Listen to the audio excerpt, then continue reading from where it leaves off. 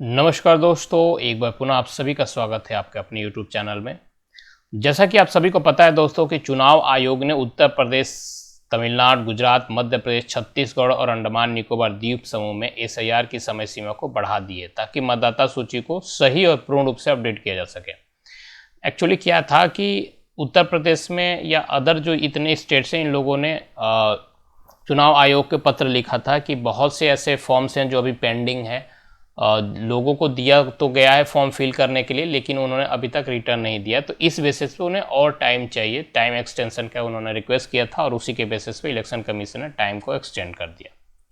ये तो एक गुड न्यूज उनके लिए हो गई कि जिन्होंने अभी तक अपना फॉर्म किसी भी कारणवश नहीं फिल किया, या बहुत से ऐसे लोग हैं जिन्हें पता ही नहीं है कि एसआईआर चल रहा है अभी, ठीक है। तो या फिर जिन लोगों को फॉर्म मिल गया उन्हें यही नहीं पता फॉर्म फिल कहाँ से करना है, क्योंकि नॉर्मल सी बात है, उन्हें एक प्रॉपर गाइडेंस नहीं मिल पा रहा है।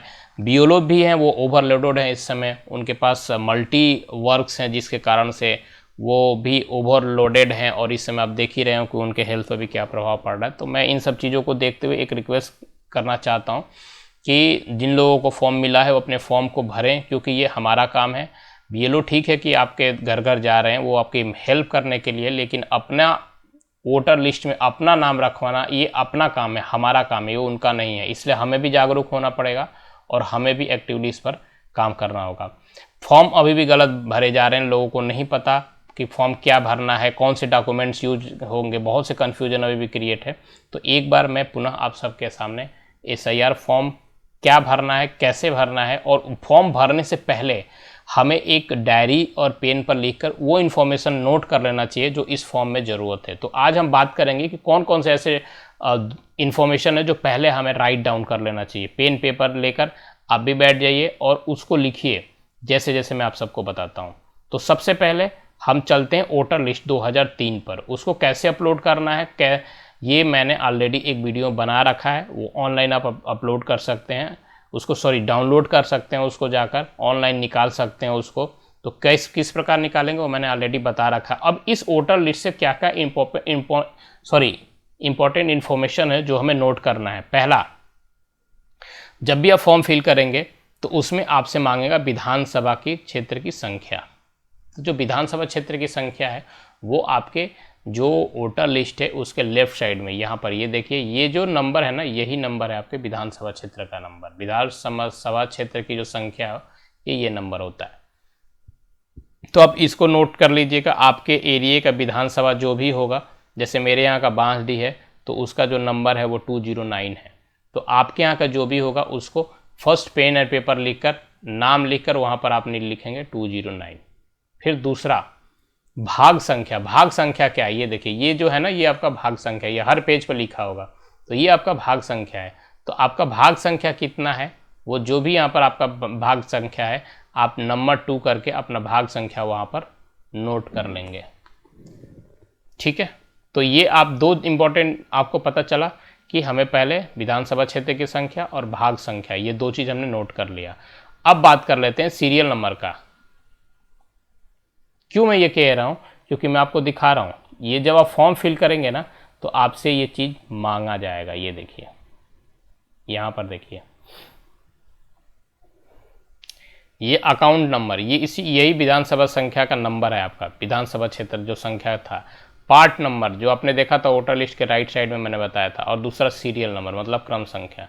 ये तीन चीज़ें आपको नोट कर लेनी है। और ये आपको कहाँ से मिलेगा, आपके वोटर लिस्ट से। और आपके वोटर लिस्ट में ये कहाँ होता है, दो का मैंने बता दिया। सीरियल नंबर आपको मैं बता देता हूँ, सीरियल नंबर आपको कहाँ मिलेगा।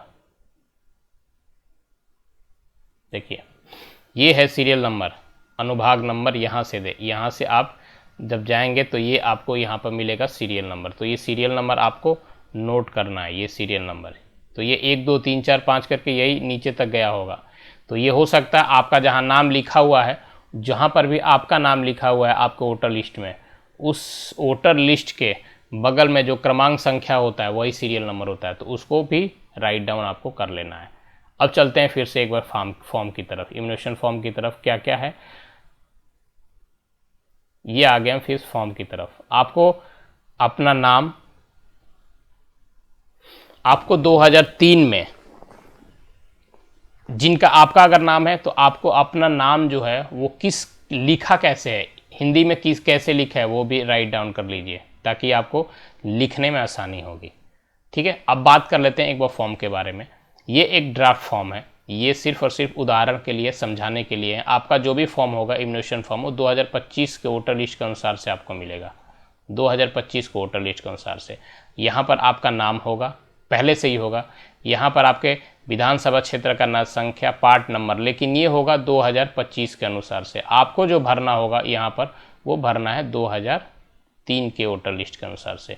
तो वोटर लिस्ट भी अपने पास डाउनलोड करके रख लेना बहुत ज़रूरी है। ये QR कोड है और ये यहाँ पर पुराना फ़ोटो होगा, यहाँ पर आपको एक नया फ़ोटो ऐड करना है। ठीक है, अब ये जो कॉलम है यहाँ पर आपको डिटेल भरना है अपने 2025 को डिटेल के अनुसार से। अपना date of birth, Aadhaar number optional है, मोबाइल नंबर ज़रूर डालिएगा जो कंटिन्यू चल रहा हो वही मोबाइल नंबर, गार्जियन का नाम, फादर का या गार्जियन, फिर अगर उनका एपिक नंबर अवेलेबल है तो ये भी ऑप्शनल है, मदर का नाम, फिर मदर का एपिक नंबर अगर अवेलेबल है तो, फिर अगर आप वाइफ हैं तो अपने हस्बैंड का नाम यहाँ डालिएगा, अगर आप हस्बैंड हैं तो अपने वाइफ का नाम डालिएगा और उन्हीं का यहाँ पर एपिक नंबर डालिएगा। ये तो हो गया कॉमन, जो सभी को ही फिल करना है, सबको फिल करना है। जो सबसे बड़ी प्रॉब्लम आ रही है वो कन्फ्यूजन हो रही है इन दोनों में सबसे ज़्यादा कन्फ्यूजन हो रही है, यहाँ पर और यहाँ पर, कि इसको कौन भरेगा, इसको कौन भरेगा। तो इस कन्फ्यूजन को मैं अभी आप सबके दूर करता हूँ। अगर आपका नाम 2003 के, ध्यान से सुनिएगा, 2003 के वोटर लिस्ट में है, आपका नाम है, तो आप ये फॉर्म फिल करेंगे, इसको नहीं फिल करेंगे। ये तो करेंगे ही करेंगे, इसको तो सबको ही फिल करना है, इसके साथ ये फिल करेंगे। यहाँ जो डिटेल होगा, जो नाम आपका होगा ना, वो वही नाम आप डालिएगा जो वोटर लिस्ट 2003 में डाला हुआ है। यहाँ पर एपिक नंबर यहाँ पर डालिएगा, रिलेटिव का जो नेम है, अब रिलेटिव के नेम में आपको अपने मदर या फादर में से जिसका भी नाम 2003 के वोटर लिस्ट में है उनका नाम यहाँ पर डालिएगा, और उनके साथ आपका रिलेशनशिप क्या वो यहाँ पर लिखिएगा। डिस्ट्रिक्ट 2003 के अनुसार से जिस डिस्ट्रिक्ट में आप थे, हो सकता है आपने किसी और डिस्ट्रिक्ट में शिफ्ट भी कर लिया होगा, तो भी अगर 2003 के अनुसार से जिस डिस्ट्रिक्ट में आप थे उसका ही नाम डालना है। स्टेट 2003 के अनुसार से, और असेंबली अकाउंट विधानसभा क्षेत्र 2003 के वोटर लिस्ट के अनुसार से। यहाँ पर अकाउंट नंबर आपको वहीं डालना, विधानसभा क्षेत्र, पार्ट संख्या और सीरियल नंबर, ये तीनों 2003 के वोटर लिस्ट के अनुसार से ही होना चाहिए। 2003 के वोटर लिस्ट के अनुसार से, 2025 के वोटर लिस्ट के अनुसार से नहीं।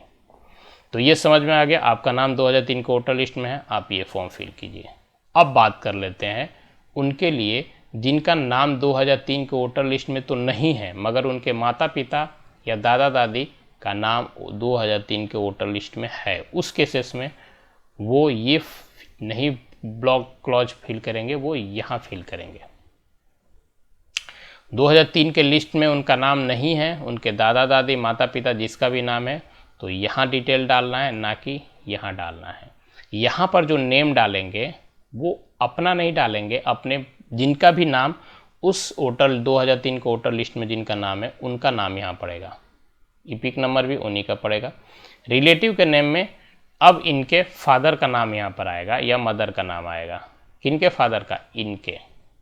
अगर मतलब आप अगर आपके अपने पिताजी का यहाँ पर लिख रहे हैं तो आपके दादाजी का नाम यहाँ पर आएगा। रिलेशनशिप में फादर लिखेंगे क्योंकि ये रिलेशनशिप इनके साथ पूछा जा रहा है। डिस्ट्रिक्ट, स्टेट, अकाउंट नंबर सब कुछ 2003 के वोटर लिस्ट के अनुसार से, ये भी डिटेल 2003 के वोटर लिस्ट के अनुसार से। ये सेम जो ये है, ये और ये भी यहाँ पर भी पूछा जा रहा है।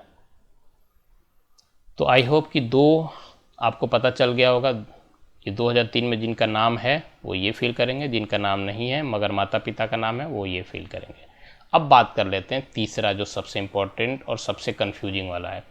2003 में जिनके माता पिता का, जो 2003 में जिनका अपना नाम नहीं है, उनके माता पिता का, किसी रिलेटिव का नाम नहीं है, वो क्या करें? तो उस केसेस में उनको यहाँ अपना डिटेल फिल करना है। यहाँ अपना डिटेल फिल करके और जो वोटर लिस्ट के नीचे, हाँ एक चीज़ याद रखिए, वो ये दोनों में से कोई फिल नहीं कर सकते। जिनका नाम 2003 के वोटर लिस्ट में नहीं है, माता पिता या किसी का भी नाम नहीं है, वो यहाँ दोनों में कुछ नहीं फिल करेंगे। सिर्फ ऊपर फिल करके और यहाँ पर साइन करेंगे। साइन तीनों ही कंडीशन में आपको करके देना है। साइन तीनों कंडीशन में करके फिर इस फॉर्म को आप सबमिट कर दीजिएगा अपने BLO के थ्रू। तो आई होप कि आपके most of the problems, most of the questions जो हैं वो इस समय यहाँ पर सॉल्व हो गए होंगे। अब एक वीडियो में आप सबको बनाऊंगा कि डॉक्यूमेंट्स में क्या क्या देना है, क्योंकि डॉक्यूमेंट्स पर भी अभी बहुत कन्फ्यूजन है कि किस किस को कौन कौन से डॉक्यूमेंट्स देने होंगे। लेकिन आज इस वीडियो को यहीं वाइंड अप करते हैं। मिलते हैं आप सभी के साथ नए वीडियो में नए इन्फॉर्मेटिव टॉपिक्स के साथ। और अगर अभी तक आपने इस चैनल को सब्सक्राइब नहीं किया है तो चैनल को सब्सक्राइब कर लीजिएगा, लाइक कर लीजिएगा, वीडियो को शेयर कीजिएगा अगर अच्छा लगा तो, और बेल आइकन को प्रेस करना बिल्कुल ना भूलिएगा। मिलते हैं आप सभी के साथ नए वीडियो में। तब तक के लिए thank you and keep watching.